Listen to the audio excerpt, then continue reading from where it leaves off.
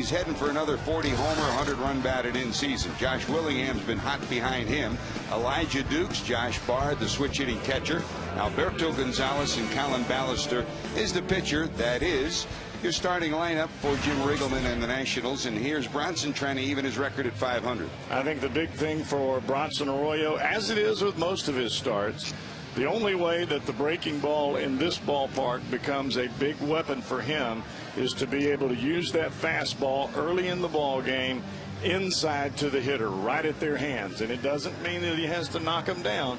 Just get the ball in there so they have to think about it before he starts snapping all those different breaking balls. Some folks like to call it the kitchen sink. Everything but and everything including the kitchen sink for Bronson. Here's your 4 defensive alignment for the Reds. The Reds come in 12th in the league in defense with 73 miscues on the season. Next, Dickerson in center and Gomes in right. Adam Rosales will get the start at third with Scott Rowland on the disabled list. Alex Gonzalez and Phillips, the double play combo. The Reds have turned 110 of those. Joey Votto over at first, and Ryan Hanigan, one of the best in the league. He's thrown out 45% who have tried to steal. Well, our team is awfully strong up the middle with Hanigan behind the plate, even though he's a rookie. Dickerson in center field might be a rookie, but they can flat play. And they'll be tested tonight with the running game because Morgan likes to run a lot. He's stolen over 20 bases since coming over. Morgan steps in. He's in at 309, 3 homers and 36 knocked in. Morgan, Guzman, and Zimmerman 1, 2, and 3 in this lineup for the Washington Nationals. Pretty good numbers, and his season against Cincinnati with the Pittsburgh Pirates, this is the first time he's faced the Reds in a Washington Nationals uniform. You see, pretty impressive overall in his career. He's .394 against the Reds. No homers and 1 knocked in. Got to worry about the bunt. That's why the third baseman Rosales is in tied at third.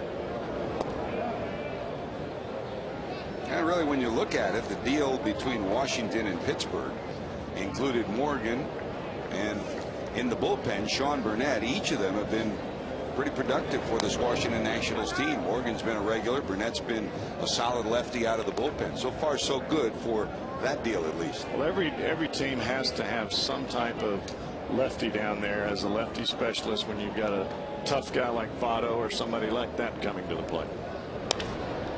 Roll to the right side. Phillips knows he's got to get there quick. He does, and there's 1 away. Morgan's retired, 1 out. Here comes Christian Guzman, the switch hitting shortstop. Brandon will always remember his first trip to Washington when the Reds took on the Washington Nationals. It was just after he was dealt from Cleveland to the Reds. He started his first week, was brilliant, and in the other dugout was Frank Robinson. Frank, of course, was his first manager in Montreal. Robinson never wanted to include Brandon Phillips in the deal with the Cleveland Indians. The deal that sent Cliff Lee and Grady Sizemore and Brandon Phillips to Cleveland.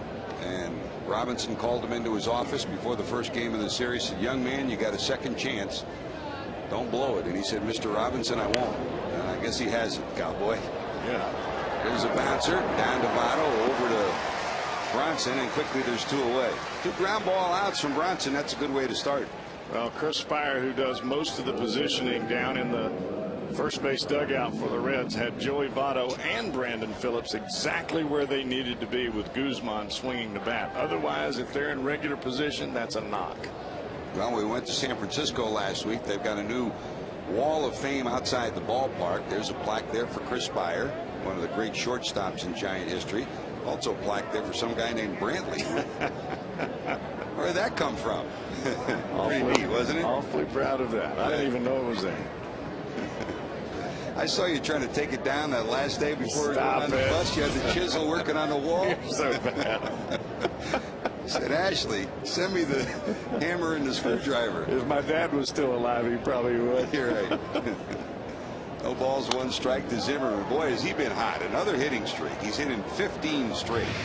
That goes along with a 30-game hitting streak earlier this year. And this is one of the bona fide outstanding young players in the game. Solid defensively. Nobody maybe in the game plays a slow roller better than he does. And with the bat, he's in at 305, 24 homers, 76 knocked in. A young Scott Rowland, yep, if you will. Yep. Got in on him a little bit. It's popped up to the left side. Rosales drifting back into fair territory has it. That's a good start. So much for the 9 earned run average for Bronson. That's a Zippo. Over at first base. That's been one of the byproducts of the trade of Nick Johnson. That's put Dunn at first more than probably he likes, and certainly that's the way it's unfolded with the outfield configuration. Here's the Reds batting order. Chris Dickerson will lead it off. Dickerson red hot in the month of August since coming back. Alex Gonzalez, he's been hot as well. Gonzo for the month over 300. Joey Votto wriggling out of his hitting slump in the number 3 spot. Then Brandon Phillips in the cleanup role. Lance Nix, Jonny Gomes, Adam Rosales, Ryan Hannigan, and Arroyo bats in the 9th spot. And here's the big, tall, lanky right-hander Colin Ballister. You watch Ballister throughout this ball game, and he stands about 6'6". He's awfully lean. God, they called him out, George. He's saying he touched the ball outside the batter's box. Tim McClellan's going to ask for help from the first base umpire. And fortunately for Dickerson, he's going to get another chance. Andy Fletcher came down and said he was in foul territory and still in the box. I was supposed to say that was close. Yeah. McClellan did the right thing. He thought it hit him, and he'd give him credit. He goes to Fletcher for a clarification. Is he in foul territory, and is he out of the batter's box? In foul territory, so it's a foul ball, and we'll try it again. 1 ball, 1 strike. If you're hit in the box, foul ball. Out of the box, running down the first baseline in fair territory, you're out. Swing and a miss. 1 ball, 2 strikes. Good to see him try to drop a bunt down with his speed, and you know, we've talked so often about it with Willie Taveras. You got that kind of speed. Just put the ball in play, you got a chance, especially against a team that leads all of Major League Baseball with 101 errors. Although they have been playing better in the last 3 weeks. And I think part of what Dickerson was trying to do there was roll that ball down the first base line and actually test out Adam Dunn at first base, because that's not his natural position. That's a 55-footer, and it's a full count, 3 balls and 2 strikes. That's the one part that we'll have to watch throughout the night with Colin Ballister. His best pitch is that 12-6 breaking ball, the breaking ball that breaks straight over the top, and sometimes it'll bounce down in front of home plate. And if it does, it's awfully difficult to block. But he short arms the ball, and he actually drops that elbow because he's so tall.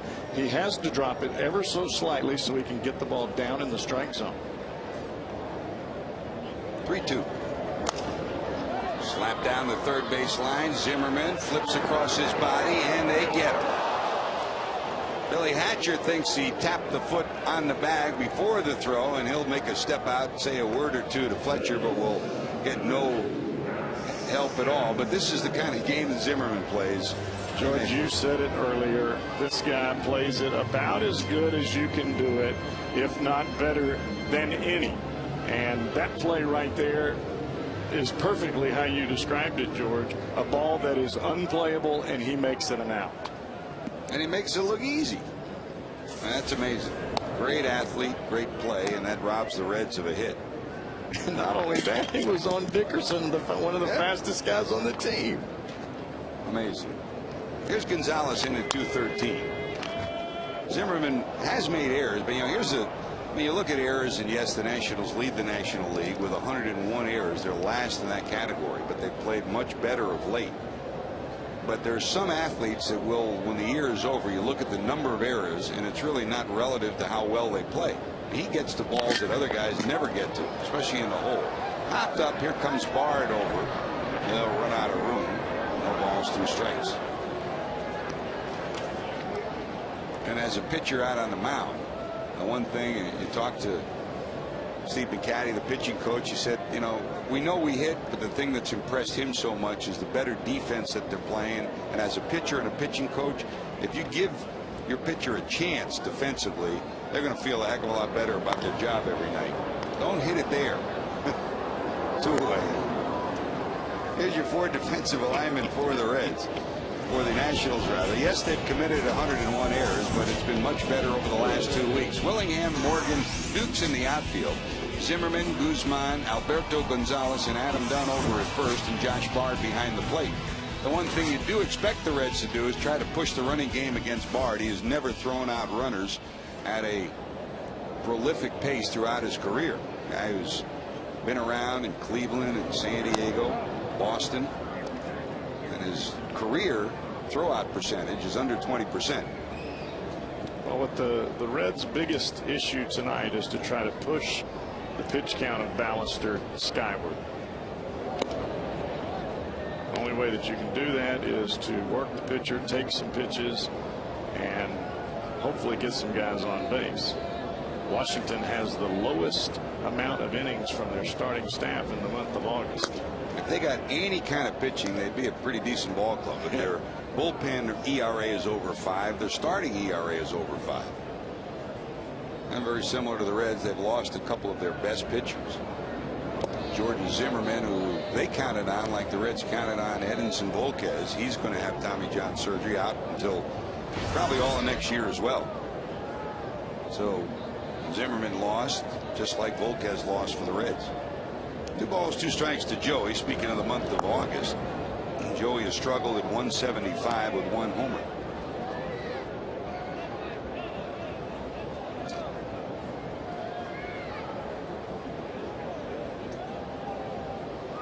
Ballister faced the Reds twice last year. First week of July when he first came up, then a month later in August the 3rd, and on that day Joey Votto delivered. Votto had one of his homers for 2008 with that shot to center field. It was a big time shot. On that day, Ballister and Washington won the game. That was August the 3rd of 2008. Great to see Adam Dunn at the ballpark. He met the media before the game. We heard one soundbite from him. We'll hear some more from him. His wife Rachel's in town. She wanted to come here. They have so many good friends here in Cincinnati, and she's pregnant with their 2nd child due in November. And you know, we talked in the pregame about Bronson Arroyo and the discussions about the supplements that Arroyo uses, and in our discussion with him, the one thing about Bronson, you ask him a question, he gives you an answer. He doesn't try to hide anything. Adam Dunn's the same way.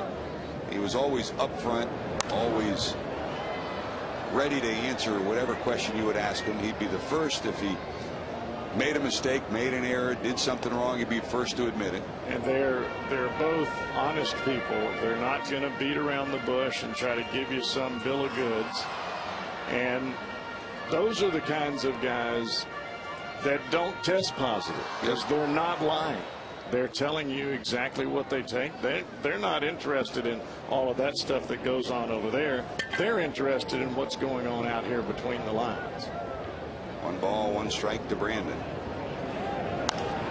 Hit pretty good to right. Going back, Dukes at the warning track, reaches up and he'll haul it in. The Reds get a base runner on a walk, nothing to show for it. Here we go to the 2nd, scoreless. Elkin out, serious lawyers for serious injuries. Looking ahead, the Nationals 4 games and the Giants for 3 here. Pittsburgh for 3 and Milwaukee for 3. That's the bill of fare for Reds fans during the course of the next couple of weeks of Reds baseball. There comes the big guy to the plate, Adam Dunn's return to Cincinnati. And oh, by the way, we talked about what kind of a person he is off the field. What he does on the field every year, same old story. He'll hit 40 homers, knock in 100. Score 100 and have 100 walks. What about that right there down there by that batting average? My goodness.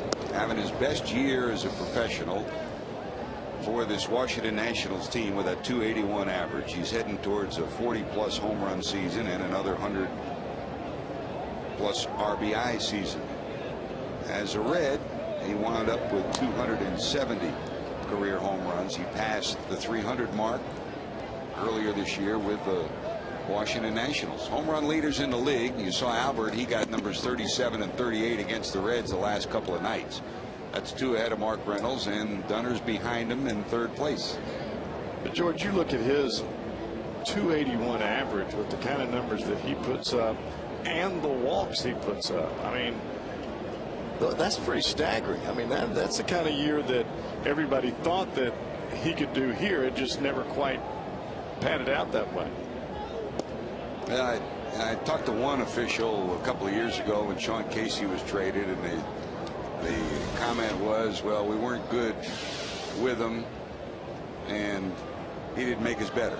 And the same comment was made about Adam Dunn, and I disagree with that, because there's a liner into left center, a base hit for Dunn, and that's what he's been doing this year, which is what he did at AAA, which is what he did early in his career with the Reds. He'd take that pitch away and go the other way with a base hit. That's the difference between 240 and 280. Well, and that's one of the things that playing in Washington forces you to do, because you can't just try to pull every single baseball and hit it out of the ballpark, because then you're not going to have that 30 home run mark. And what Adam has done is he's become a full hitter. He's become an average hitter and a power hitter and an RBI guy all at the same time. So Dunn's down at first. Here's Josh Willingham. He's had a pretty good year too, healthy for a change. He's in at 304, 18 homers, 46 knocked in.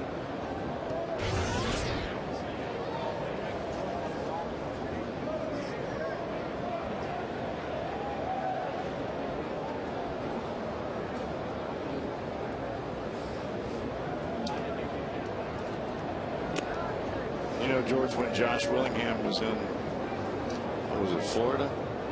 A lot of his swings were looking at that short left field porch, and that really makes you susceptible to the ball that's on the outside part of the plate. And now he's in a big ballpark. He's hitting 300. And of course, in his case, the big thing is he's been healthy. He did have a stint on the disabled list earlier this year. In fact, was just coming off it when the Reds played the Nationals earlier this year.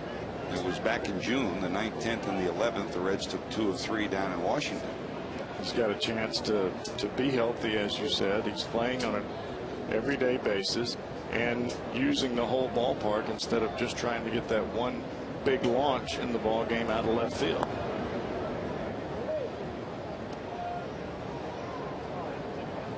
One ball, 2 strikes. Elijah Dukes in the on-deck circle.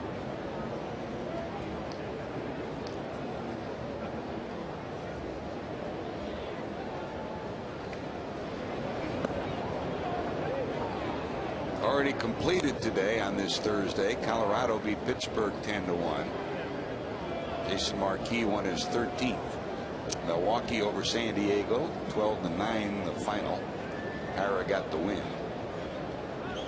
And Philadelphia beat the Cubs 6-1. That's lined into left, coming in, reaching in, and holding on is Lance Nix. Nice play by Lance Nix.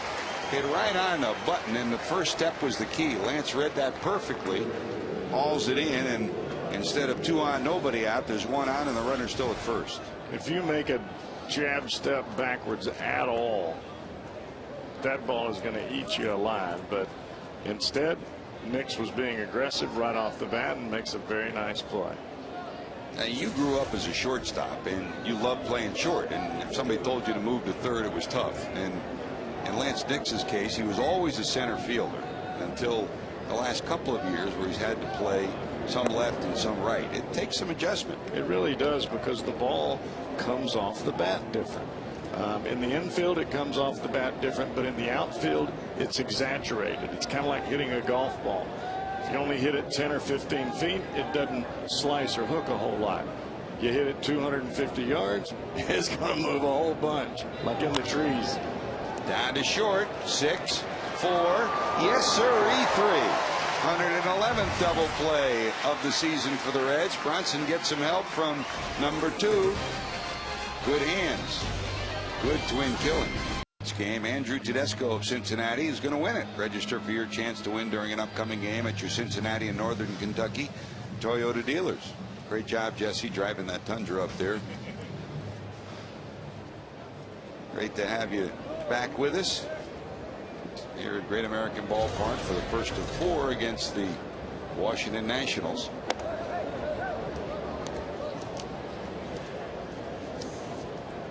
Jesse Jackson back in the booth with us. Jim Strickler, we got him safely back to work after a week on the road. We were wondering whether he'd be showing up. Strick is back with us. Our producer tonight again is Brian Hunterman. Director Carl Patterson tonight. Matt Sigafus, Lauren White downstairs as well in the truck, and Kent Weaver with us as usual, taking care of pregame festivities along with Jeff Pecoro, Jim Day, and they'll be by with the Reds live postgame. Here's Lance after that nice catch. He'll lead it off in the second. In at 239, 9 homers, 32 knocked in.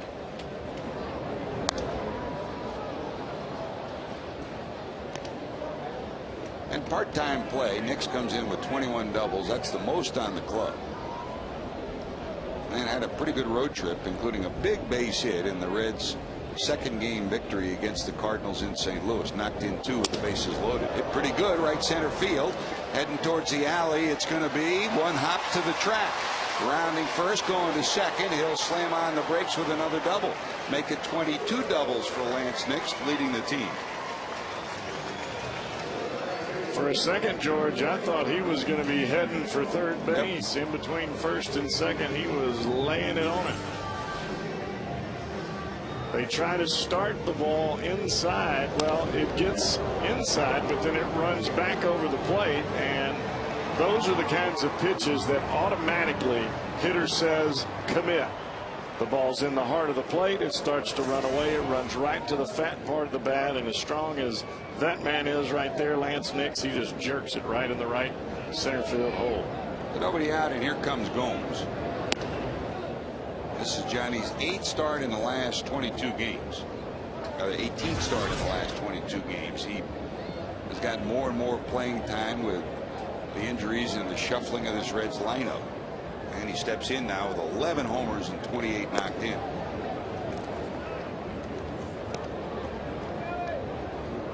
For the most part, when there's been somebody out there to knock in, he's gotten them in. Go ahead. Yeah, he's been solid. I don't know what his batting average is, but 308 with runners in scoring position, and that's 1 of 4 for the Reds, over 300. You think guys just have a knack for that, George? I mean, I've never been a hitter, so I wouldn't know, but I know that there's some guys that they are way better hitters with runners in scoring position than they are with nobody on. Hal McRae, the former Red, the great designated hitter with the Kansas City Royals and the hitting instructor in St. Louis. Here's Ballister to the stretch. Here's the 2-1. Hal McRae says, and he was saying it just the other day, talking about what makes Pujols so great. He said, you know, everybody puts pressure on themselves, just like with runners on base. As a pitcher, you worry about the runners on base, and what Hal McRae tells his hitters, what are you worried about? He says the pitchers that's got to worry. He said, just put the bat on the ball. Don't try to do more than you're capable of doing. And I remember him saying that when I was playing both with the Reds and with the Cardinals, and I'm talking about Hal McRae telling the hitters that. So I thought to myself, well, if he's telling the hitters to think like that, then that's probably how I ought to think. I'm going to think that the pressure's on the hitter. Joe Torre has a great description of it. He said the key in those situations is to be intense but not tense. That is money right there. Yeah. That is a great statement, because if you back off, you're worthless. You're going to get scared, or you're going to get anxious and not make a pitch. But if you stay intense, you'll make the pitch. Full count, 3-2. I guess it's easier said than done, though. I mean, it sounds good, and the great hitters are intense without being tense. But you know, the rookie that's up with wondering whether he's going to hang with the ball club, it's a little bit of a different story. The biggest thing to me is don't be afraid to fail. You know, let it all hang out and go get them, battle, because that's what it's about. That's the fun of the game, is the battle, especially one like this. 3-2. Oh, this hit a ton. Well, that's not tense. That's intense. And in the upper deck, that's a big time blast from Jonny Gomes. His 12th home run, a 2-run bomb, and the Reds are on the board. They lead it 2-0. Wow. And George, how many quality pitches did he foul off from Ballister before he finally got a pitch that he could handle? I mean, there were 4 or 5 pitches there that he just did nub off to the left or off to the right on a 3-2 count. Finally got him something he could just jack out of here.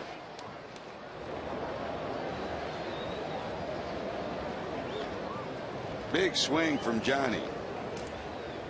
12 homers, now 30 knocked in. Rosales swinging at the first pitch, grounded to Guzman. Here's another look at number 12 for Johnny.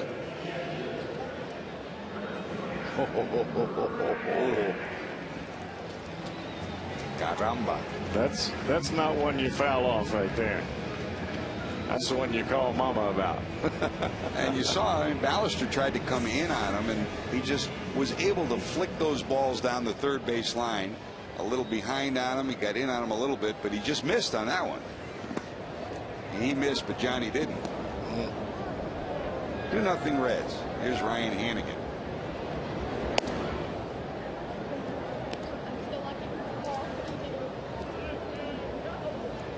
Now the Gold Glove winner of last year resides in St. Louis behind the plate. That's Yadi Molina.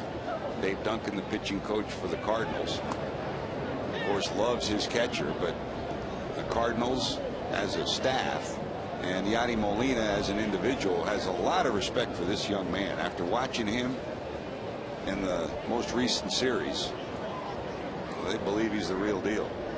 Tony La Russa saying he's one of the finer young catchers he's seen in the league the last couple of years. The one thing about Hannigan that I love is that he takes as much pride in the pitcher throwing a shutout as the pitcher himself, and he does not want hitters to run. This one down the left field line, looking up. Could it be 2? Yes, it is. 2 in the inning. Ryan Hannigan gets his second home run. The Reds get their second home run of the inning, and that's enough to shoot the fireworks off at Great American Ballpark. The Reds lead at 3-0.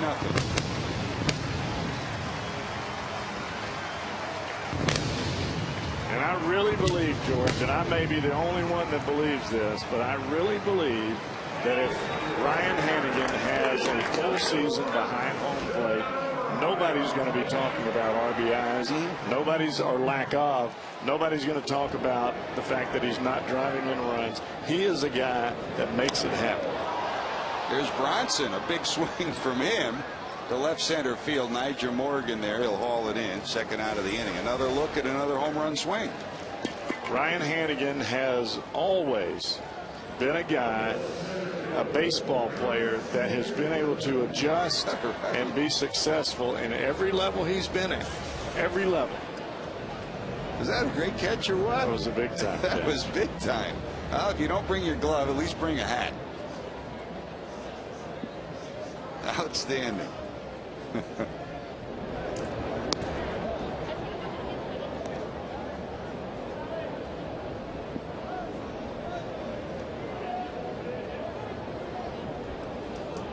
Now Joey Votto ended his August funk, and Ryan Hannigan may have ended his with that swing. He had an 0 for 20 stretch, but that home run gives the Reds a 3-0 lead. Here's Dickerson, who grounded out first time up. Left center field. Here comes Morgan. Here comes the left fielder, and diving, making the catch is Willingham.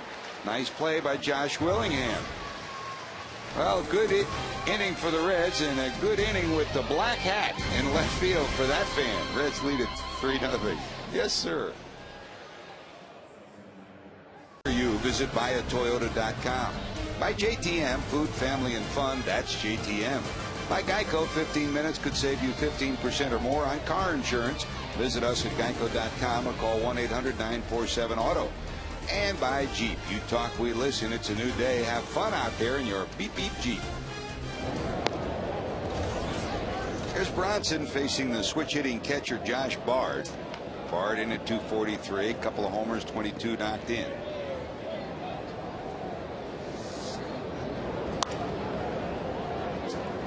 Slapped down to short. Gonzalez takes care of it, and there's one away. And bring your family out to the ballpark on Sunday for the next eReach.com Family Day. When one family member purchases a full price ticket in advance of game day, the entire family gets non-premium tickets at half price. Come root on the Reds as they face the Nationals. For tickets, call 381-REDS or go to Reds.com.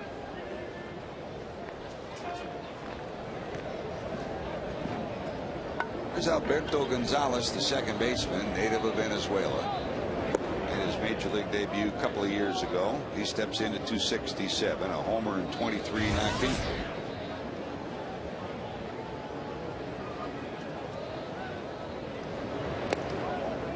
talk about Adam Dunn making his return, and we're looking forward to seeing Austin Kearns too. Austin on the disabled list now. They hope they'll get the cast off his hand in the next week to two and then be on the way back. Those two guys were close friends for so many years here in Cincinnati, and they remain very close. Austin, Lexington native.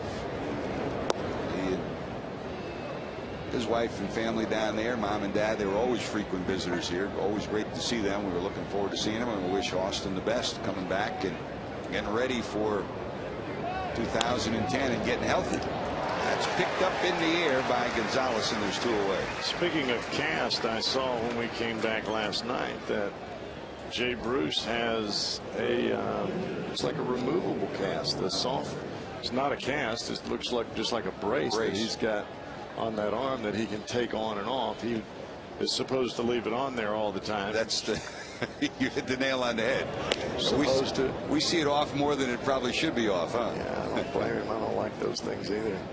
Jay is just trying to work on range of motion, taking the cast off. Mark Main closely watching him and talking to Jay. His plan is to get back hopefully sometime in September, and talking with him, there's a real probability, certainly a possibility, that he'll play winter ball, and very likely for Rick Sweet, who'll be down in the Dominican Republic managing this winter, so you know he'll be taken care of. You don't want to send Jay Bruce someplace where you're worried about how they're going to handle him. And that may not be, it may not be where Jay goes and plays, you know, a full season of winter ball, but he may go for a half a season. Not bad. 1, 2, 3 for Arroyo.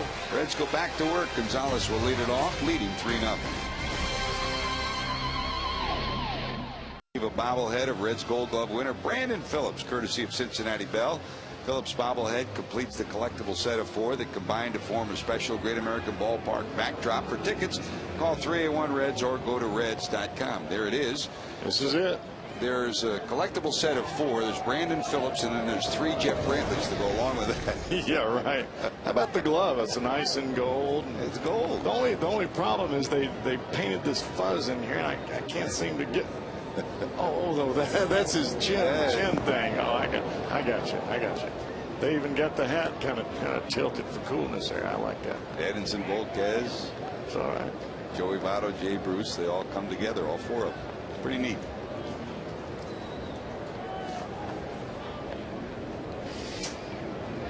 There's Alex Gonzalez to lead it off as we go to the 3rd. So they all fit together and kind of perform or could put them on your dashboard of background. Your truck back home. There you go. I'd have to Velcro them. Yeah. Or duct tape. They might fit across the barrel of the rifle too. That's a good idea. Or the fishing pole.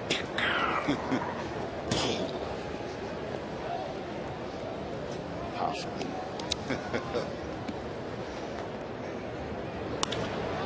One hopper. Christian Guzman has it. And there's one away. Here comes Joey Votto, a walk first time up. I visited your Cincinnati area Subway restaurant. Make a $5 fielder's choice. Just select any sandwich on the everyday value menu and choose to make it a foot long or a 6-inch fresh value meal with chips and a drink for only $5. Joey walked first time up. Was left stranded in the first. Bounced under the glove of Ballister. Guzman, nice play in the dirt and picked off the shoe tops by Dunn. And for a team that has not been known for their defense, they flat made a couple of plays here early that make you open your eyes. I thought this was a base hit all the way, especially where it went across the mound. I mean, this guy's on the other side of second base by the time he throws the baseball. He caught it on the other side, Guzman did, and still was able to square his shoulders, which is the most important part of throwing, and threw a strike to Dunn at first base. Big time play. While they've led the league with 101 errors, the good news for them is 14 of the last 18 games they are errorless. And Guzman takes care of all 3. 6-3, 6-3, 6-3. He's due up second when we return. Who is the all-time career stolen base leader in the Nationals Expos franchise history? The career stolen base leader in the Montreal, Washington stolen base history. They've had some. We've talked a lot about it over the years. I mean, Marquise Grissom, the grip, great outfielder. Andre Dawson, Delano DeShields. Tommy Harper, one of the best base running coaches ever, was a coach there for so many years. Tim Raines, Rock Raines. I forgot about Raines. Yeah. I think if he hadn't gotten injured so much, it would have been Dawson. I don't think it is Dawson. The Hawk, of course. And you know, just like we were talking off camera after that inning, after the 3 plays by Guzman, how good he looks. He got that hit him. Nyjer Morgan gets plunked, so hit by a pitch, second base runner for the Nationals. But when you play on the turf, as Guzman did in Minnesota, and as Dawson and all those guys played in Montreal, it wears you down. Nyjer Morgan could not get away from that ball. That was a heat seeker.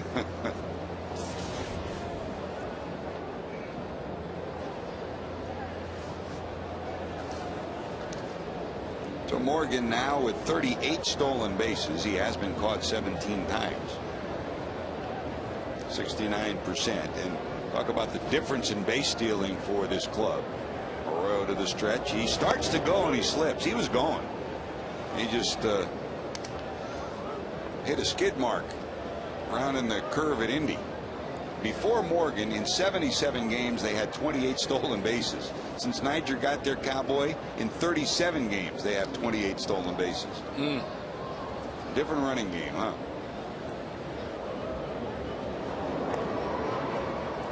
As Morgan started towards second base, just out of my peripheral vision, I could see Hannigan behind home plate starting his move as he started to square his shoulders. He's going again. It's bounced down to first. It's a fair ball. They'll get an out, and Morgan will go to second.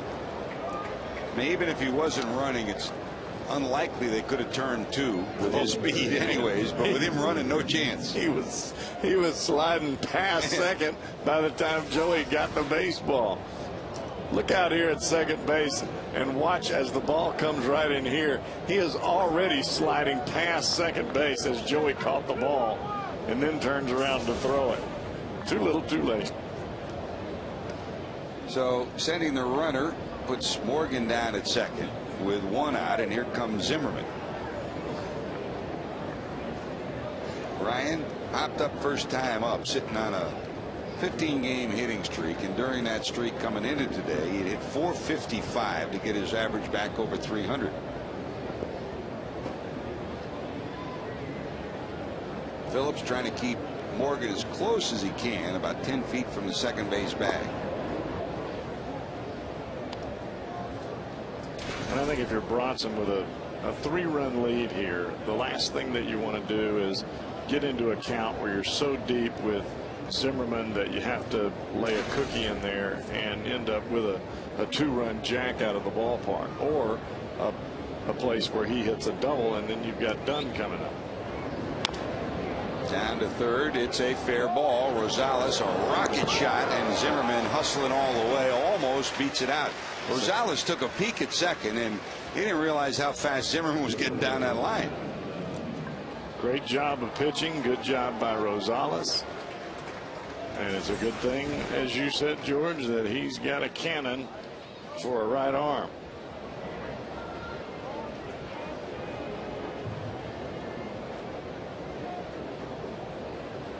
By the slimmest of margins, that went off the plate and a bullet across the infield. Here's Dunn. Adam singled to left center first time up.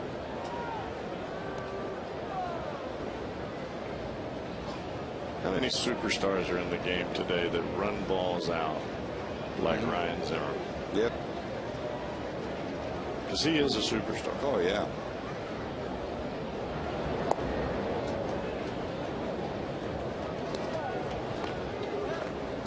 And not even superstars. How many everyday ball players? Anybody. Yep. You love the essence of what Pete Rose represented, and the same thing with Rosales now on the Reds. Runs everywhere, whether it's onto his position defensively or down to first. And you don't have to be a superstar. You don't. I mean, that's the way you should be taught the game, and that's the way you should play the game. Well, that's the way Pete was taught the game, and he was never going to play it any less than 110%.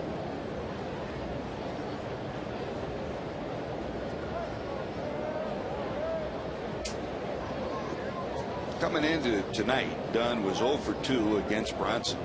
Got a base hit his first time up. And I think at this point, for Bronson, you want to try to do whatever you can to keep the ball on the ground and possibly get Dunn to get out on the front foot and roll the ball over. You've got 3 defensive guys on the right side of the infield. The shortstop has moved that way. Breaking ball just misses 2-1. You saw the numbers for Dunn. With runners in scoring position, there are only 3 players on this team over 300. There they are, all on that side. The overshift for the Reds, and Dunn takes ball 4. A walk to Adam. So 2 on, 2 out. Here comes Willingham. And don't forget, tonight's Mega Million jackpot is a big one. Up to $146 million. Buy a ticket today. You could be a big time winner in the Ohio lottery. So Dunn heading to another 100 walk season. That's his 84th walk. To go along with 14 intentional walks. And that was kind of a almost semi-intentional walk by Bronson. Yeah. He'll face the right-handed swinging Josh Willingham, who lined the left first time up. This may be the best numbers that Dunn has ever had in a year. From this. Oh yeah, sure.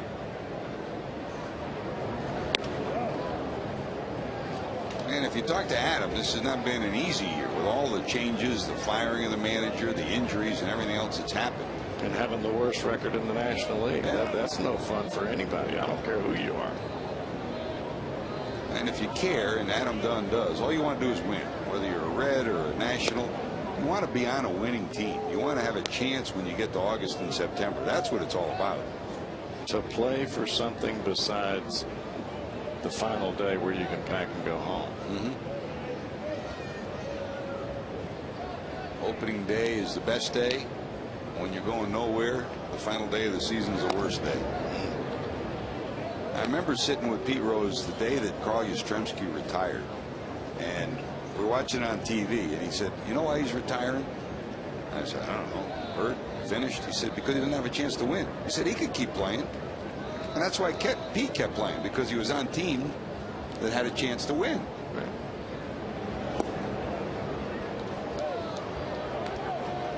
And that was the thing about Pete, is he played in more games, More winning games. yeah, more winning games than anybody ever. That's probably the thing he's most proud of. I bet it is. I mean, you want to be known as a winner. 3 balls, 1 strike. That's a strike. So we'll go full. The runners from first and second will be off. They'll be running, and the 3-2 to Willingham. The 3-2 now, they'll deal to this big right-hand hitter.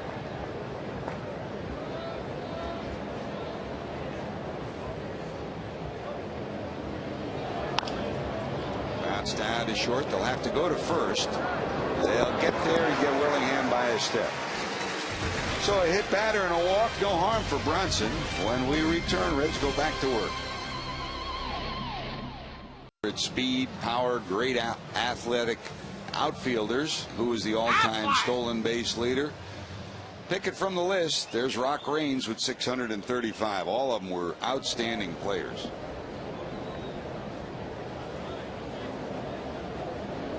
I do believe, and he came close last time, I think this year Andre Dawson will get in to the Baseball Hall of Fame in Cooperstown. I hope so. He hit the 60 percentile mark. You need 75%. The thing that I've always loved about him, George, is when he left Montreal, he went to the Chicago Cubs and said, here's my contract. I've signed it there at the bottom. You pay me whatever you want. I want to play right field. Do you want me? And they said yes. And he said, okay, just pay me whatever you want. That's Dallas Green. He was the MVP that year. Yep. MVP.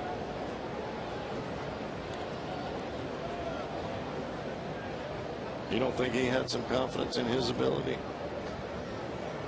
And again, you remember moments, and Dawson had so many great moments on the field. Here's the 2-1 to Knicks. Lance first time up, doubled in the second. That preceded the at bat by Jonny Gomes. Gomes homer to make it 2-0, and Hannigan's homer made it 3-0, all in the second. When I think of Andre Dawson, I think of the Hawk. I think of going into the training room at Wrigley Field. I went there early one day for a package that I was doing, an interview that I was doing, and I walked in about 1:15 for a night game, and here was Andre Dawson in the tub getting treatment on his knees, and he did that every day just to get out there and play. He didn't just show up at the ballpark and dress. His knees were so bad, they were terrible, that he had to take treatment every single day just to get out there. He'd get out of that tub, he'd put the hottest ointment that you could imagine on his knees and then wrap around them, so it was just a absolute burn inside of his knees during the ball game. Lance Nix 2 for 2. He singles to right. Here comes Gomes. Johnny ripped his 12th homer of the year, first time up. I can remember hitting Andre Dawson, George, and thinking to myself, okay, what am I going to do if he comes out here? And he's staring at me, you know, and that's why they called him the Hawk, because he looked underneath that cap. I was biting my bottom lip so hard that it was bleeding on the inside, and the reason I was biting it, it was quivering. I was trying to look tough. Wasn't easy. How about this? Left field, if it's fair, forget it. That is gone. A rocket shot off the bat of Jonny Gomes. Well, in St. Louis, he had a 2-assist game. I think he'll take the 2-home run game right alongside that to complete a pretty good week. Jonny Gomes, 2 big bombs, 13 on the season. The Reds lead it 5-0. That's the way the Hawk used to hit him. You throw him, he bang him. Might start having to call Jonny Gomes the Hawk. That's the cannon. The only question, and you saw Johnny watch it, would it be fair or foul? It was taking a left turn fast. Fortunately, it stayed fair, and the Reds now lead at 5-0.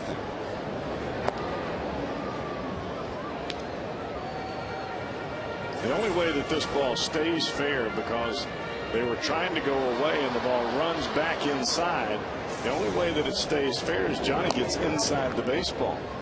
And by inside, I mean that his hands got inside, literally inside of the baseball, and that's what allows the ball to keep from hooking as it goes down that left field line. Turbocharged. Man, that ball, both of them ripped.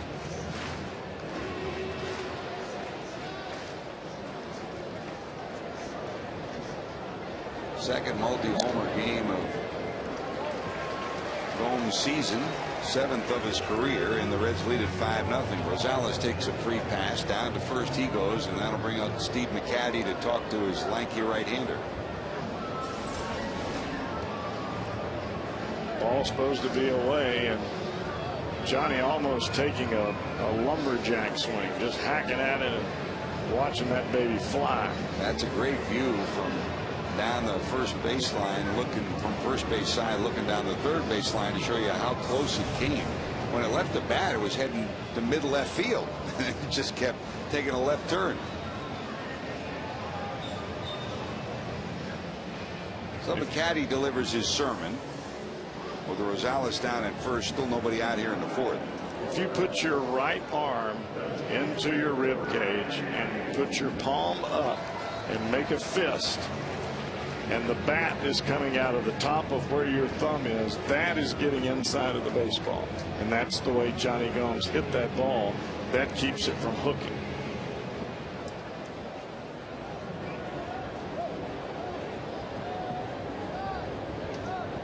Big day for Johnny G. Reds lead at 5-0. Here comes Hannigan, who homered in the second also. That gave the Reds a 3-0 lead.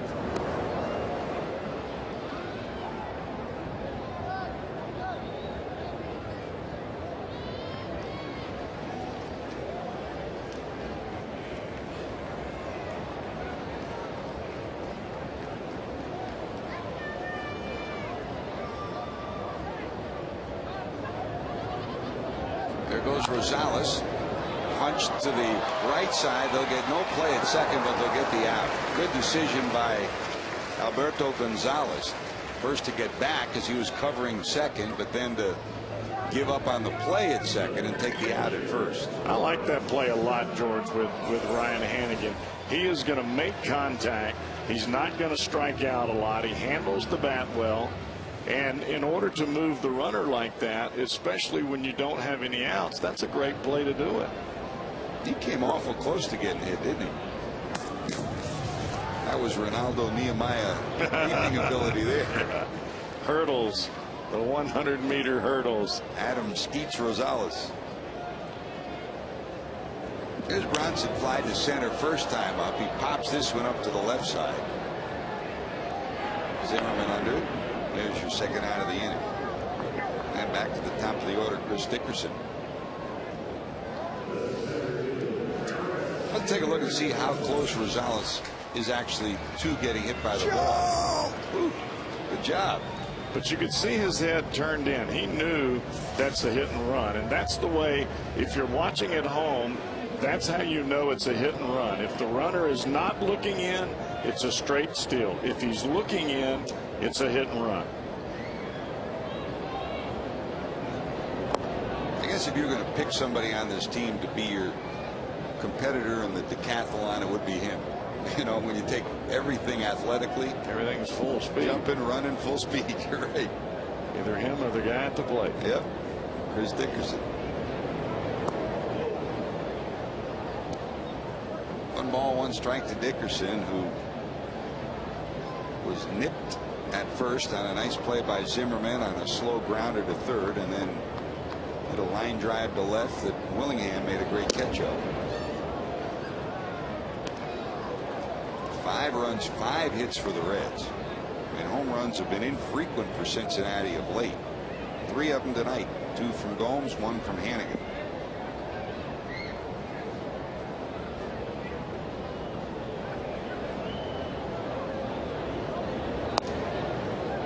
Tries to check it. No way. But yes way for Jonny Gomes. Gomes in the second, a 2-run homer, 2-0 Reds. Jones in the fourth, a 2-run homer, 5-0 Reds.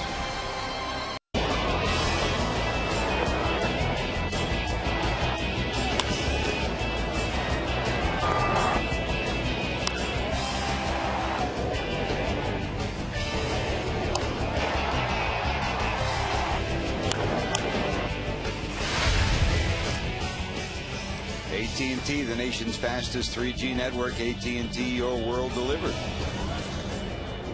Well, on a blessed night for Jonny Gomes, he's got 2 home runs, and the Reds have a 5-0 lead. Here's Elijah Dukes. Bounced into a double play first time up. Don't forget, when the Reds get it done with a run batted in this year, that means another $25 from Shakely goes to the Reds Community Fund. Shakely, it's done. Not Adam Dunn on this night so far, but Jonny Gomes has done it on this night. Right field, in the air, right at Gomes. And there's one away.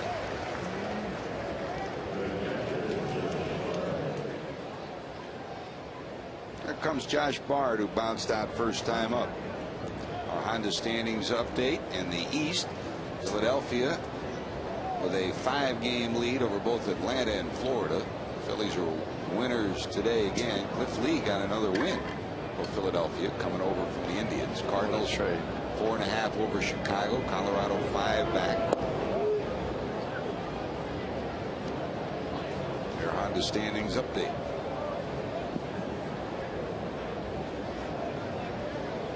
You know, they were able to get what they wanted, which is a big-time starting pitcher, and they didn't give up what they didn't want to give up, which was the cream of the crop of their farm system. I just still am baffled at how they were able to work out getting Ben Francisco.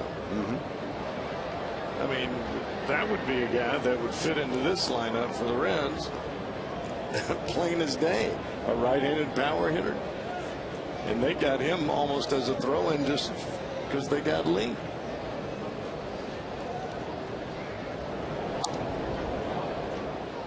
Bard fouls it off 0-2.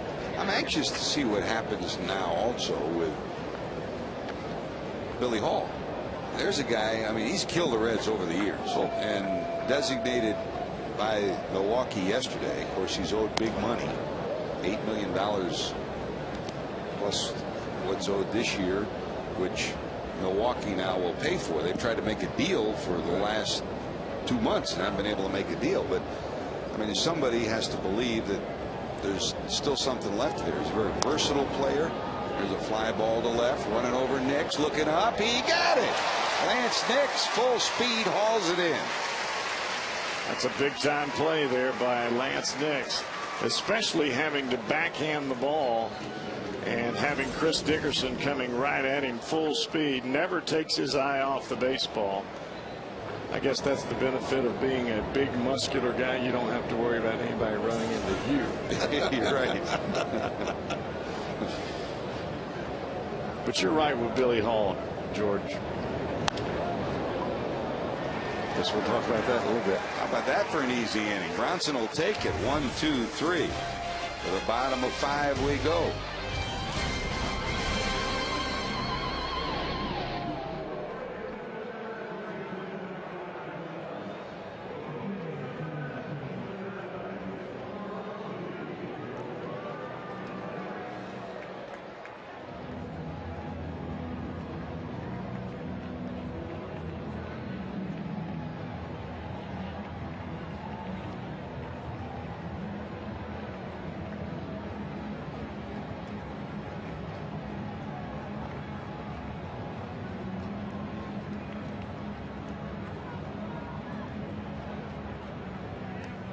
Him. One of them earlier in the season, he really kept his elbow high all the time, and that really allowed him to drive the ball down to home plate.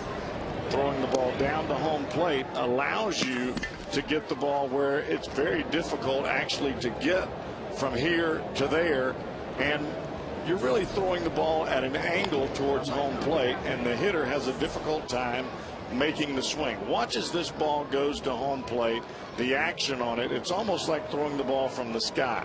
A good swing, but yet the ball is not there. Over a period of time, for some reason, he's really started to drop that back leg, and now he's having a difficult time staying on top of the baseball consistently.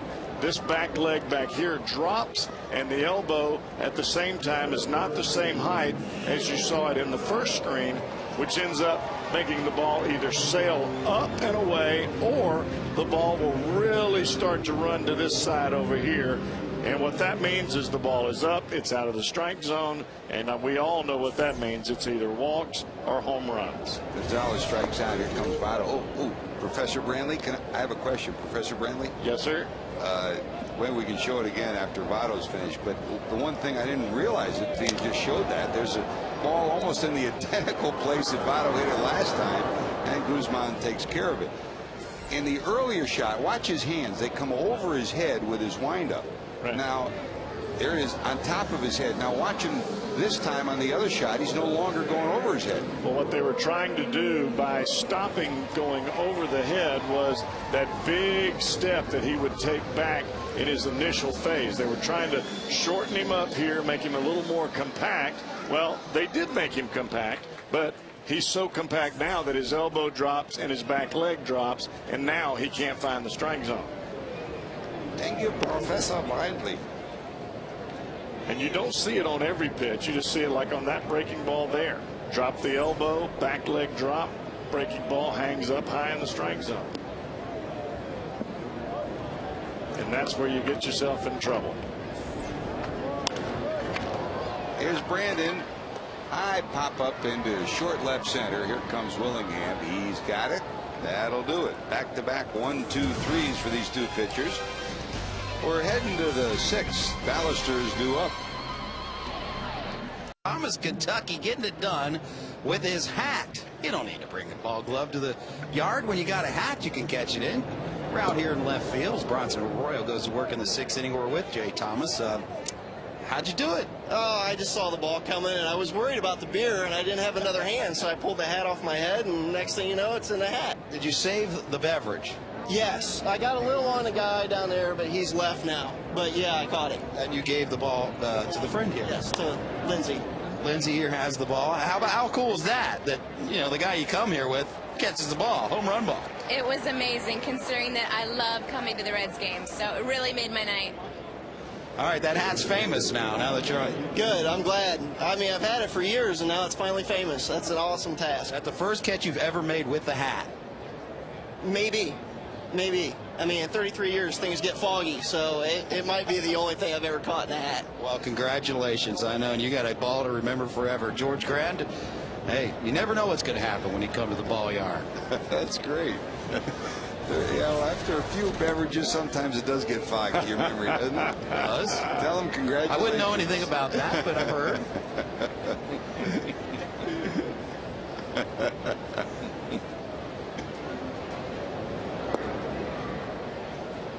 Hey, George, I'd also like to remind you that we're letting the fans, as usual, take part in our post-game show. If you join us on the pregame, we asked the question, would you like to see Brandon Phillips move from second base to shortstop next year? And we're taking those texts all night long at 37664. One, if you'd like him to stay at second base, or two, if you'd like to see him move to shortstop. Again, 37664 is where you text your votes to. Standard text message rates apply. We'll have those results coming up on the post-game. And we're double dipping tonight on Facebook.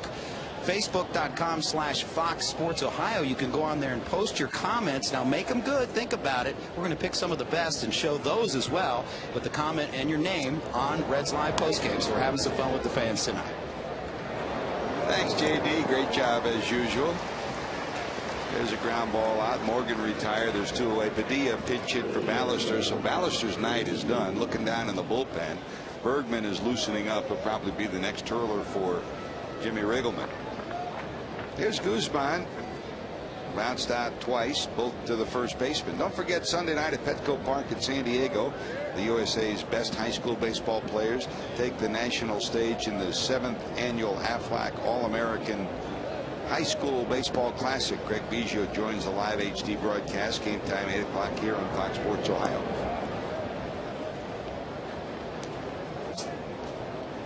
Well, we started tonight, Jeff Brantley, talking about the pressure on the Reds bullpen after the series in St. Louis, and especially after last night when Bronson Arroyo knew full well that Homer Bailey had gone out after only 3 batters. So you knew that they were going to try to get as much as they could from number 61, and they sure have. When you don't put artificial pressure on yourself to do something way over the top, things work out a lot easier. You just go out and say, okay, I'm going to throw strikes today. Nothing matters. I've got to just get to the 6th or the 7th inning and give our bullpen a break. Well, you know what? He's made quality pitch after quality pitch, and he's having fun out there. Moving the ball around a little bit, pitching inside just enough to keep him off his breaking stuff. Perfect pitch ball game by Arroyo so far. And talking to him after the game last night in the Reds clubhouse, he said, you know, I'm excited, because he knew he had to come out tonight and support his teammates. He knew he had to go deep into the game, and he was already excited about that last night, and he's making good on it today. Fly ball to center. There's Dickerson. Another 1-2-3 for Bronson here in the 6th.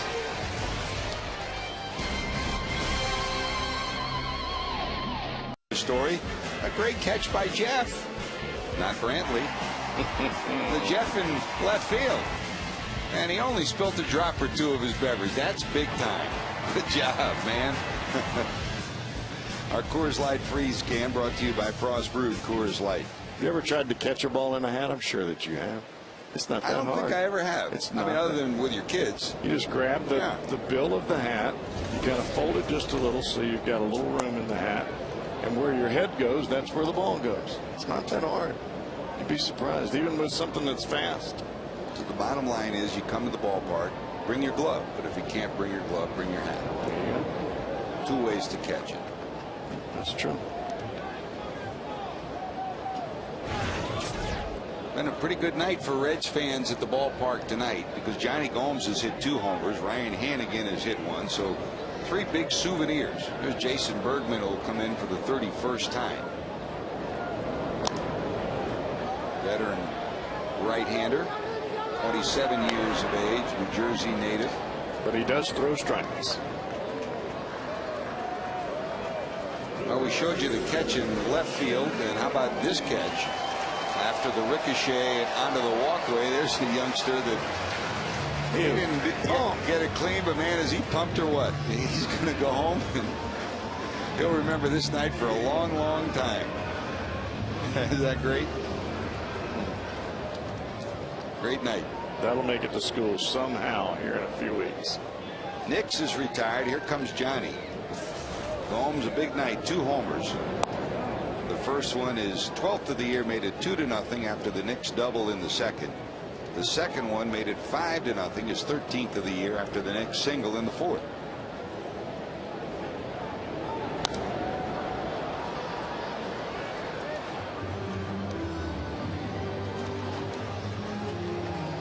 Padilla stays in the game. He pinch hit in the 9th spot.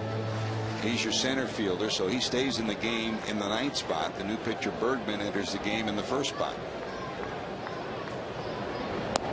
By the way, on the scoreboard, we told you Philadelphia beat Chicago 6-1, and that's another win for Lee. Amazing. You know, he's coming over and not doing identically what Sabathia did last year, but when you put wins on the board in consecutive fashion, it's all the Phillies needed.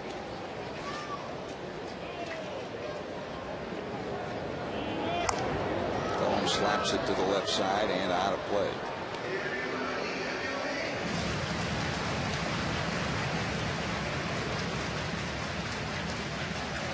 Tonight, Florida leads Houston 3-1. They're now in the 5th. Phillies won that game 6-1 over the Cubs earlier today.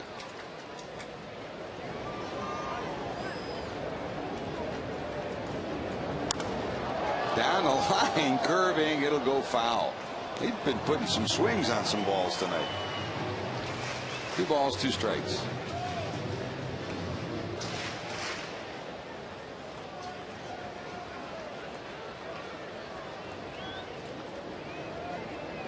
He had a chance for another one.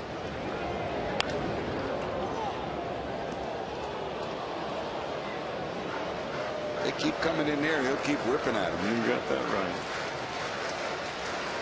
2 balls, 2 strikes. He does not get cheated on a ball that's close to the zone. When he swings, it's with everything he's got.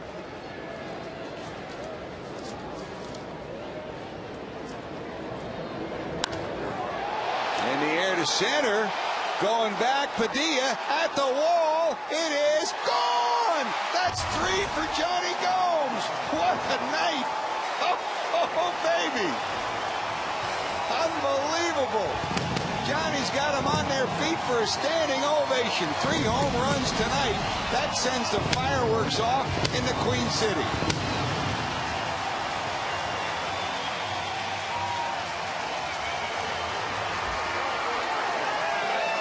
Baby bull.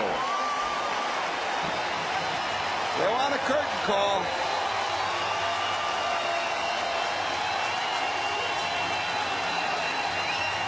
Oh, bless you, Johnny. They're pushing him out.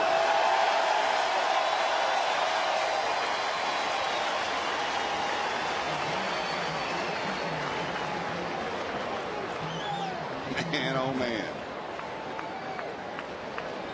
Boy, his heart's got to be pumping 100 miles an hour.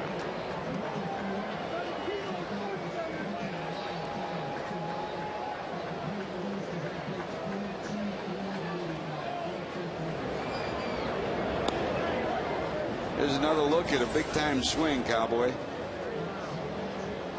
The thing about it is the catcher for the Nationals, Josh Bard, wanted the ball up in the strike zone. That's exactly where Bergman went. And Jonny Gomes took him dead central. That just kept carrying and carrying. Rosales pops it up. He's retired, second out of the inning. I know at Great American Ballpark this year, it's Mighty Bites, a favorite of Junior Reds fans. They're all white meat chicken, fully cooked, stuffed with 4 great tasting fillings. Mighty Bites available in the concession stand near section 416. They're a proud sponsor of Reds Heads Kids Club. Well, we were treated last year when Joey Votto hit 3 home runs against the Cubs last May. And we're treated again tonight. When you think of 3 home runs, we remember so well in recent years with the Reds. Aaron Boone had the 3 home runs against San Diego and did it against St. Louis. In fact, we talked to Booney, and we wish him all the best. He's down at Corpus Christi rehabbing after his heart surgery. He hopes to be back in September, and he hopes to see the Reds when the Reds go to Houston. That's a looper towards second, and it'll be a base hit for Hannigan. So Hannigan's 2 for 3, a homer in this infield hit.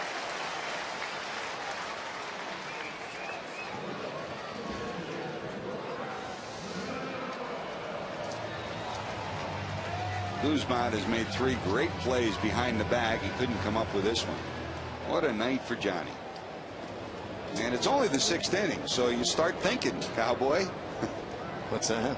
It's only the 6th inning. He's had 3 at bats, and he should get at least 1 more. The thing about it is, we were talking about one of the trivia questions we had the other night was Mark Whitten, and who did he hit it off of in the 9th inning when he hit his 4, and that was against Dibble, of course.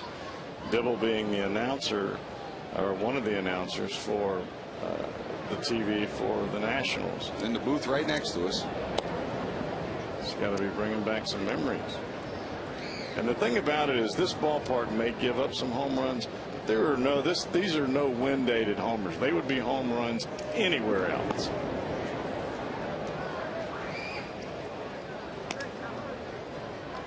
Take a deep breath. 2 balls, 2 strikes to Bronson. Swing and a miss. That's it for Arroyo. That's it for the Reds, but not before Johnny does his business. 2-run homer in the 2nd. Another 2-run homer in the 4th, and his 3rd homer of the game in the 6th. Reds lead it 6-0. Tonight, Jonny Gomes after a double by Nix in the 2nd homers, 2-0 Reds. Ryan Hannigan 1 out later will rip his 2nd homer of the year. That makes it 3-0 Cincinnati. That's the way it stayed until the 4th. After Nix single, Gomes does it again. 5-0 Reds, a 2-run home run, 385 feet to left. And put a capper on it in the 6th. With 1 out, boom, Johnny goes to center field and out big time. Padilla can't get it. It's on the grass on the berm. He gets a curtain call, and the Reds have a 6-0 lead. Your Chrysler game summary. And while all that's going on, it's been Jonny Gomes' night at the plate. How about the night for Bronson Arroyo? He's allowed only 1 hit. He has a 6-0 lead. We're going to the 7th, Cowboy. The thing that amazes me about Arroyo so far tonight is the fact that not only has he pitched a phenomenal ball game, that was only his 71st pitch here in the 7th inning. That's a lot of pitch efficiency right there. That's about as good as you can do.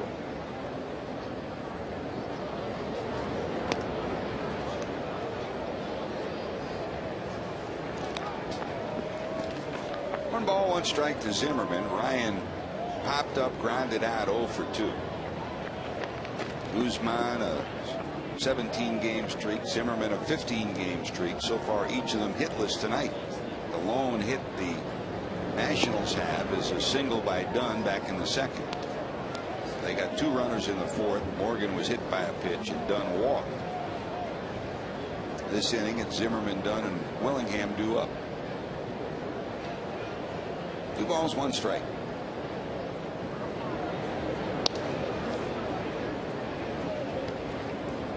That's a strike, 2-2.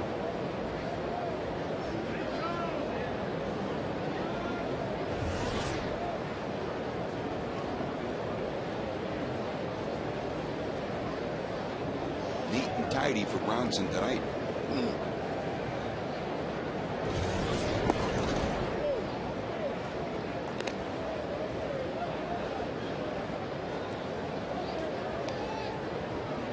Full count to the Nationals' third baseman.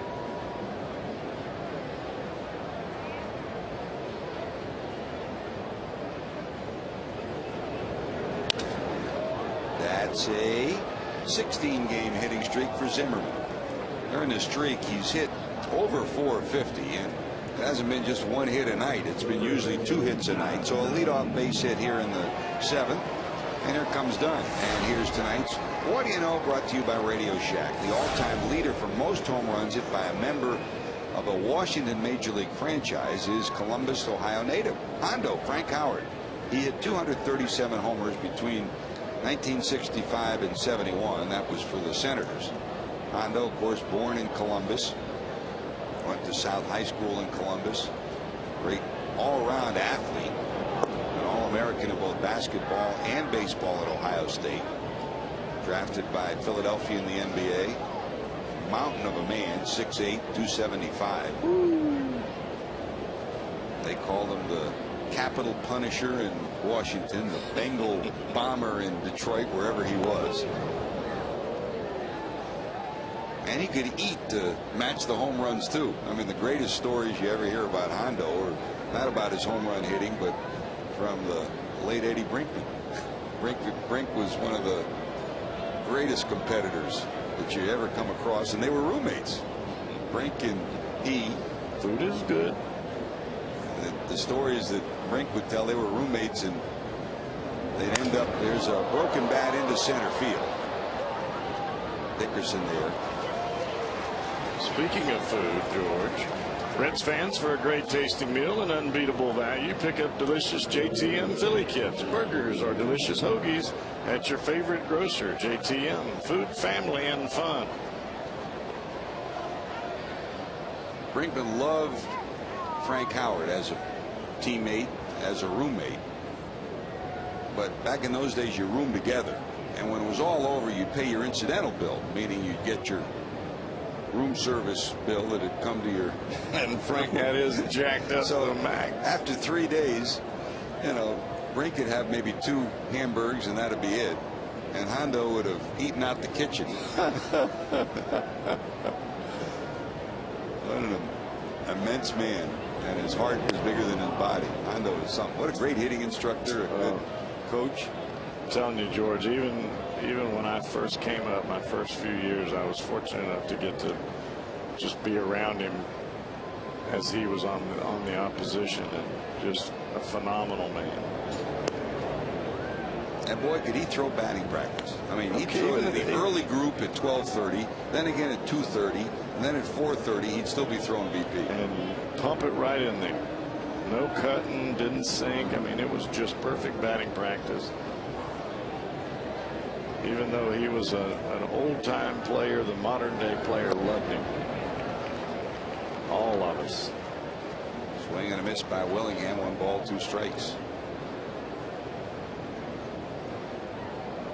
And I don't mean old-time player in a derogatory manner whatsoever. He was a champ. He was a treat for young players too, because he'd tell all the stories about old-time baseball. Correct. Here's the 1-2. Down and in. Did you ever go to Belisle's in Anaheim? The place where they had the giant portions? No, I didn't get to go to any of the American League, National League player. National League stuff. But I have heard. I mean, you talk about a piece of pie was about as big as a whole pie. Right. Hondo's the only guy I ever went there with, and he ate everything. He ate everything, and then he cleaned your plate off too. Yeah. Swing and a miss. Bronson gets Willingham. So after the leadoff base hit, he's gotten 2 outs, 2 away, and here comes Elijah Dukes. They get autographs from the entire 2009 Cincinnati Reds team during Signature Sunday, benefiting the Reds Community Fund. Meet the players, collect autographs for your very own team signed ball, bat, or jersey. For more information on packages for Signature Sunday, visit reds.com/community or call 513-765-7234. Dukes down to third. They'll go the short way, and that'll do it. Leadoff hit for Zimmerman. He gets his hitting streak extended, but it's a quick inning. Now time for the 7th inning stretch presented by Cincinnati Bell. Performance August 13th. On this day, 1983, Cincinnati native, Wyoming high school product Jeff Russell made his major league debut with the Reds. Pitched a complete game 5 hitter. Family, friends, everybody there got a wink. And boy, did he pitch a day. Russell's line, 9 inning pitch, 5 hits, 1 run, no earned runs, a walk, 7 strikeouts. He was a winner that day as a starter, primarily a reliever through most of his career, though. Had nearly 200 saves, 186 saves. 2 years with the Reds, 83 and 84. And most fans will remember him for his years with the Rangers in Texas, 86 through 92. A year with Oakland in 92, also traded during the season. Then the Red Sox a couple of years, the Indians in 94, and wrapped up his career with the Texas Rangers in 95 and 96. All told, nearly 600 games, 589 games. A darn good career for Russ. Jeff Russell. Bouncer down to second. Gonzalez takes care of it, and there's one away. Dickerson is retired. Here's Saul Rivera. Saul Rivera in the ball game. Sinker, slider. He's been up and down with the Washington Nationals over his career. Big issue for him is that 6.91 earned run average, and he's got to get the ball down in the strike zone. If you're a sinker ball pitcher, you've got to make the ball start at the top of the kneecaps and let that ball drop down. George, you were talking about Jeff Russell, and I had no idea that he had ever played for the Reds. The only time that I remember, where I remember him the most was pitching with the Texas Rangers. Yep. And he was really, really good. Yep. Even at the end of his career. Amazing. He threw, and you're talking about Saul Rivera throwing a sinker. He threw a sinker that you put your bat out there with a full swing, and you didn't catch it just right, he'd snap your bat in half in a hurry. He probably had a half a dozen 30-save years with the Rangers, and that he was something. Amazing. I had no idea he started with the Reds. Alex Gonzalez 0 for 3, no balls and 2 strikes to him. There's a dribbler down to third. Zimmerman, as usual, sucks it up, and there's 2 away. Now time for our Geico Direct quote of the night on Joey Votto, talking about pulling out of his slump. I'm not completely focused when I'm up there on not striking out. I just want to be aggressive and put the ball in play on a line, not pop it up or ground it out. And he's starting to show some signs of getting out of his funk. The average for the month of August, under 200 at 175. Overall, Joey still comes in over 300 for the season. 315 with 17 homers, 54 knocked in.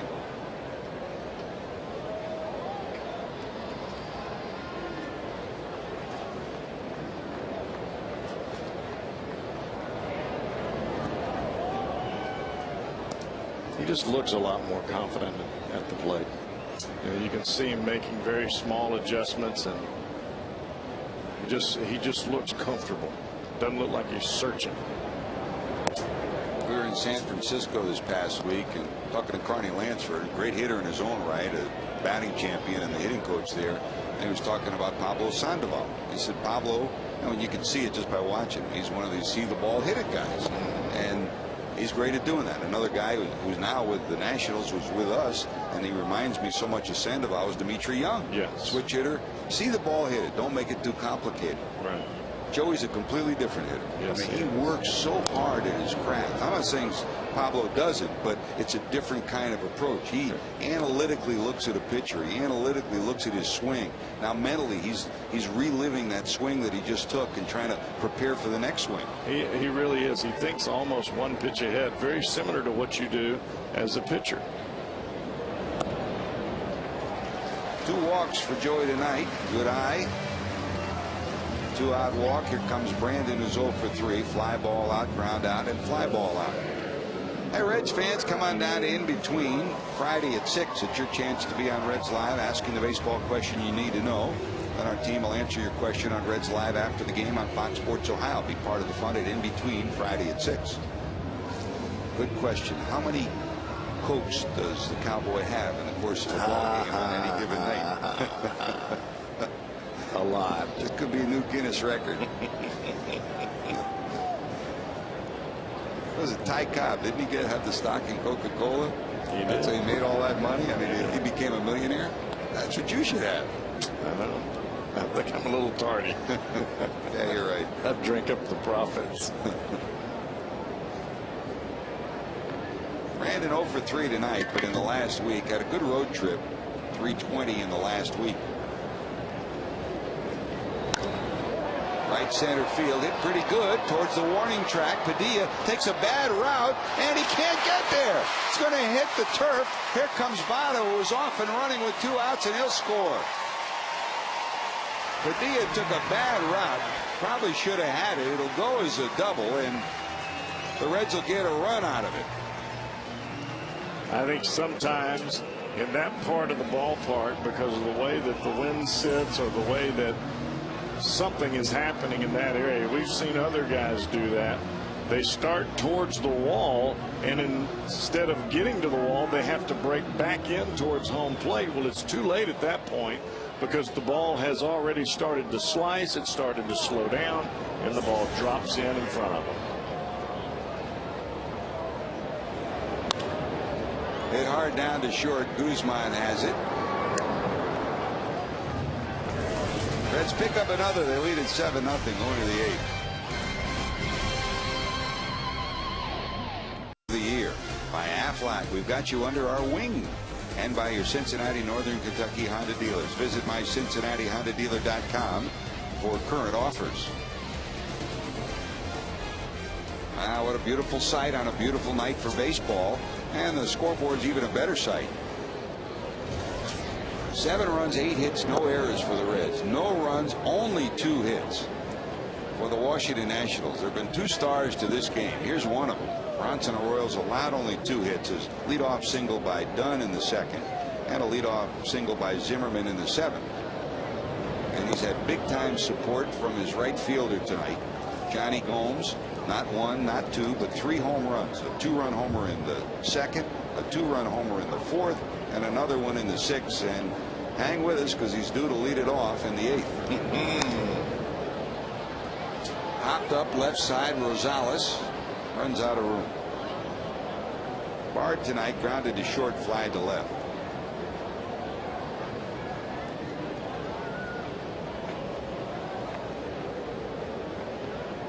Josh, now 31 years of age, originally came up in Cleveland, spent time with the Red Sox, very brief time with the Red Sox, and then on to San Diego.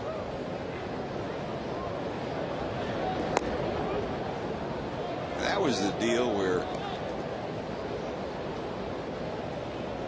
the Red Sox needed someone to catch the knuckler. And Josh had never caught a knuckleball before, and still can't. Yeah, that's no crime now. No. Swing and a miss. 2-2 pitch delivered by Bronson. That's a leadoff strikeout here in the 8th, and here comes Alberto Gonzalez. Breaking ball starts up around the chest, and the bottom falls out of it. You swing where it was, not where it is, and that's a tough one for Josh Bard.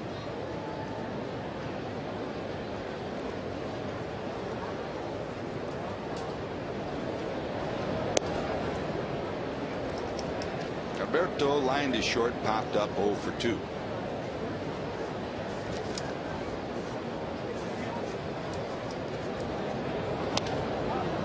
Another pop up. Rosales has it, 2 away. Tomorrow Aaron Moran goes against Garrett Mott. Johnny Cueto against J.D. Martin on Saturday. We're on the air with Reds Live 6:30 both nights, and on Sunday on the air at 12:30. Justin Lear goes against John Lannon. And of all these pitchers that the Nationals are throwing at the Reds, Lannon's the only one that was in the rotation when the year started. No. Done a whole lot of changing over there with the Nationals, and there's a whole lot to come. Look out. Between injuries and demotions. Demotions a product of an earned run average that is last in the league. Jim Riggleman took over for Manny Acta when he was relieved of his duties. But his starters have an ERA of 5.01. His bullpen has an ERA of 5.07. Even when you hit the way the Nationals have been hitting, tough to win. And that just shows you how much work Steve McCanny has to go. You're teaching not only mechanics and trying to pump up your guys from an encouragement standpoint, but you're trying to teach them how to pitch at this level. That's tough. Rosales backs up, gets it there in time. It's a 1-2-3-8. Bronson's been great. This guy's been even greater. He's due up first. Jonny Gomes. E-Clash attention assist of the game. In left, Lance Nix has sure assisted Bronson Arroyo tonight.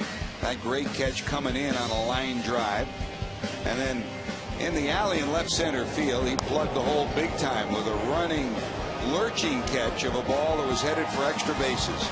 But big night for Lance Nix. He's got 2 hits to go along with those 2 great catches. He scored 2 runs because he scored in front of Gomes. And here comes Johnny. Listen to the applause.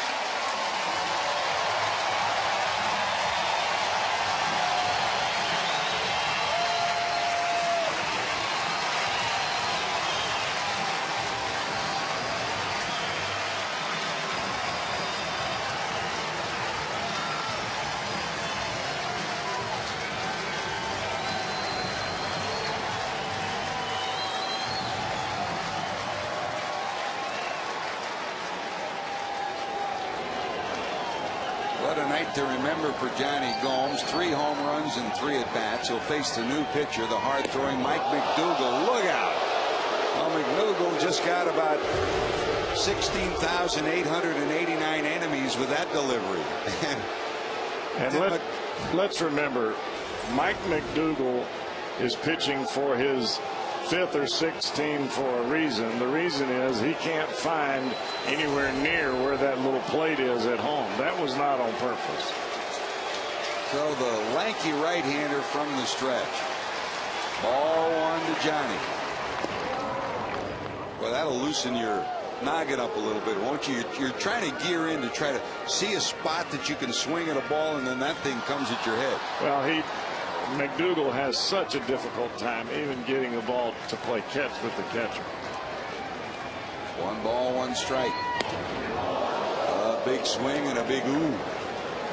I mean, he is really, when you say wild in the dictionary, they've got a picture of McDougal right beside that word. No one's ever done it as a Red. It's been done against the Reds.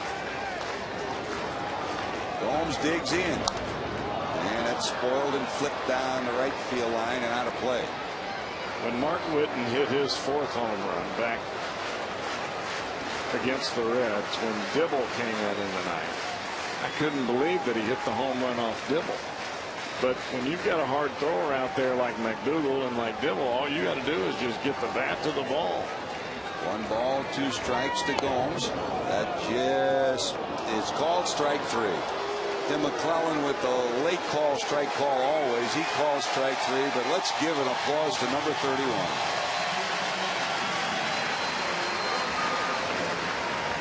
Johnny on this night delivered with 3 home runs. He stands there now 3 for 4. The breaking ball clips the outside corner for the strikeout, and Gomes' night seemingly will be over with the Reds leading 7-0. He's batting here in the 8th inning. But a night to remember for Johnny. That was some kind of a night when Whitten hit the home runs. It was against 3 different pitchers. Dibble was the last, and afterwards in the clubhouse, kind of a side. There's a bouncer down to short. Guzman has it. Remember the comment, well, we proved that Whitten can hit a fastball right down the middle, because he got 4 fastballs right down the middle. Yes, he did. Rosales bounces out 2 away, and here comes Hannigan. And Dibbs gave up the last one. So Dibbs still in the books, giving up home run number 4 to hard-hitting Mark Whitten on that night.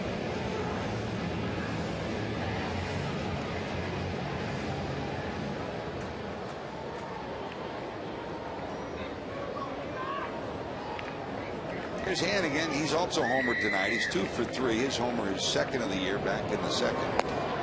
It's that time of year again. Time for Kings Island Cincinnati Reds Day. Don't miss this once-a-year event on August the 17th. Purchase your discounted tickets today at www.visitkingsisland.com.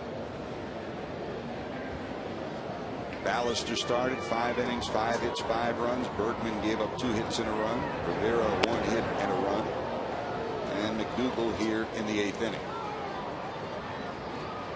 McDougal, a reclamation project. You mentioned every place he's been. He was the closer for Kansas City, and they were looking at him to be their closer for years. Injuries set in. He joined the club just before the Reds faced the Nationals last time, and really, I guess you'd have to say, well, I mean, the Nationals, yes, have struggled in the bullpen. He's brought them kind of a bright spot, considering he's come from nowhere. Well, he's learning on the job training, I guess you could say, on how to throw strikes and to quiet down his mechanics, but he is still awfully raw.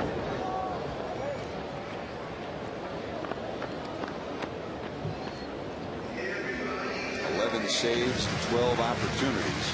He's a great guy to have if you want to make him into a closer or make him into a late inning guy, and you've got time to do it, which the Nationals do, of course.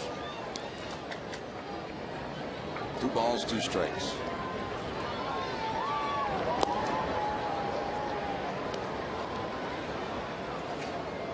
As George, you know as well as I do that McDougal has no idea on slider away, fastball in, change up here, breaking ball there. I mean, he just sees the sign and rears back and throws it as hard as he can. Hannigan slaps it foul and out of play.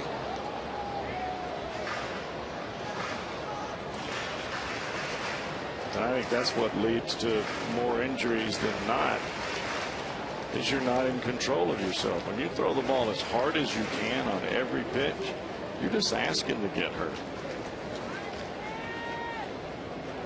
Signed a minor league deal with the Nationals in May. Was up here in June. Down to third. Zimmerman has it, and that'll do it. The Reds go 1, 2, 3 in the 8th. Last roundup. We're going to the 9th. Got a 17-game hitting streak. Here's Willie Harris, will pinch hit in the pitcher spot, which is now the #1 spot in the order. It'll be Harris, Guzman, and Zimmerman due up. Willie, jack of all trades, will play around the infield and the outfield.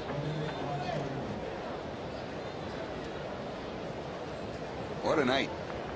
I mean, on a roller coaster year, the Reds have put it all together on this night. Bronson Arroyo has been spectacular, allowing only 2 hits. He has a 7-0 lead, thanks in no small part to the great effort of Jonny Gomes' 3 home runs. Going away. He's been in control all night.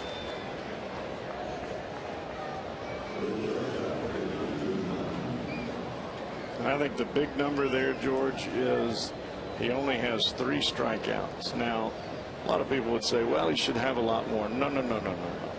When you get outs, that's how you win ball games and get deep into the ball games. When you try to strike out 7 or 8, 10 guys, that's when those pitches pile up and you're out of the game in the 6th inning. Here we are in the 9th. He just now closing in on 100 pitches, 97 for the night. Here's Guzman, sitting on an 0 for 3 and a 17-game hitting streak.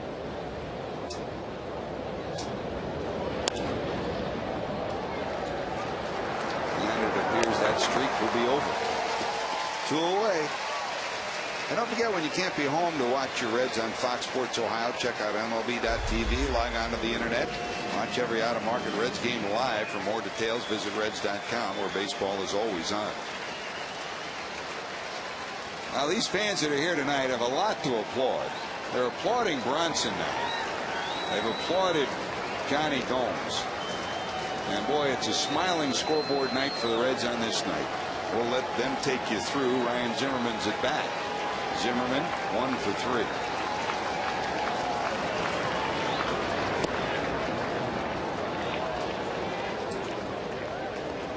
1 and away, ball 1.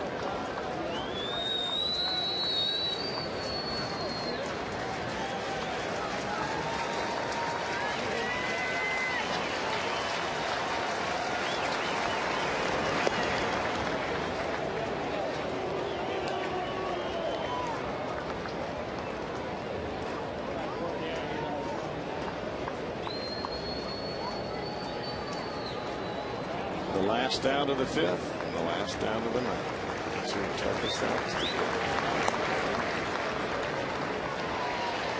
There's a strike, 2-1. When you have the lead, that is. You get that out in the 5th, you know you qualify for the win. You get that out in the 9th, you know the game's over and you win. That's a starter's mentality. And a closer. So different when you get to the 9th, isn't it? Left field hit pretty good. Going back, looking up, reaching up. Nick's got it. What a way to put an exclamation point on tonight. Lance Nix, 3 brilliant catches. Jonny Gomes, 3 home runs. And Bronson Arroyo, a dandy of a night on the mound. Enjoy it, Reds fans. This was a special night, Cowboy. What a play and what a great job defensively out there tonight by everybody. Not only Lance Nix making the plays that he made, also a great job behind home plate with Ryan Hannigan in the game that he